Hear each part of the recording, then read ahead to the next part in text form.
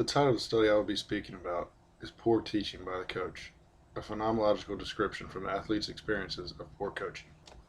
This study used qualitative data, relying on interviews to obtain the data. The title of the study clearly describes what phenomenon is being studied, which is poor coaching, even more specifically, poor coaching as it relates to the skill of teaching. The title does not fully reflect the people being studied, as the only reference to the study participants is the word athletes.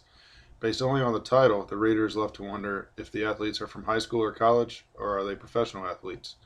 The reader is also left to wonder if these athletes are from team sports or individual sports. In the introduction of the study, the author, Brian Garrity, provides plenty of past and relevant literature to support his interest in the topic. There is also evidence that Garrity may have come to this issue through personal experiences.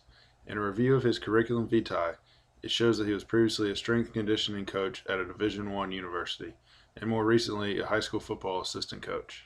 It can be assumed that Garrity has been around many coaches, as well as athletes, who may have shared their experiences with said coaches, or possibly Garrity himself. In his introduction, Garrity provides a literature review of studies relevant to his topic. He discusses how researchers have studied coaches who are considered to be successful head coaches based solely on a high winning percentage. He presents studies which have determined that instructional information is the most frequently observed behavior in successful coaches. However, Garrity states that research is lacking on discussing the effect of the coach's behavior on the athlete. He believes that simply looking at a coach's winning percentage may not be sufficient to determine if a coach is instructionally effective or not. Garrity does not present a clear purpose statement, instead using most of the methods section to explain the existential phenomenology research design. The only mention of the purpose of the study is presented in the abstract and does not indicate any variables in the study, and the participants are only described as athletes with no further description. Garrity used convenience sampling to obtain his data.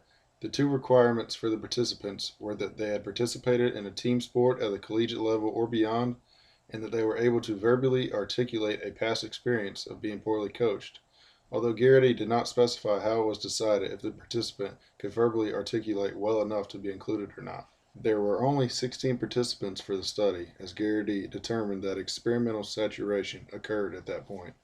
All of the participants were from the same Division I university. Of the 16 participants, 11 were male and 5 were female, while 12 were Caucasian and 4 were African American. It is my opinion that a larger and more diversified sample should have been used. Garrity's data analysis seems to be thorough, and he used actual samples of interview answers to make his points. His writing technique, for the most part, was easy to follow and understand, and was written appropriately for the intended audience.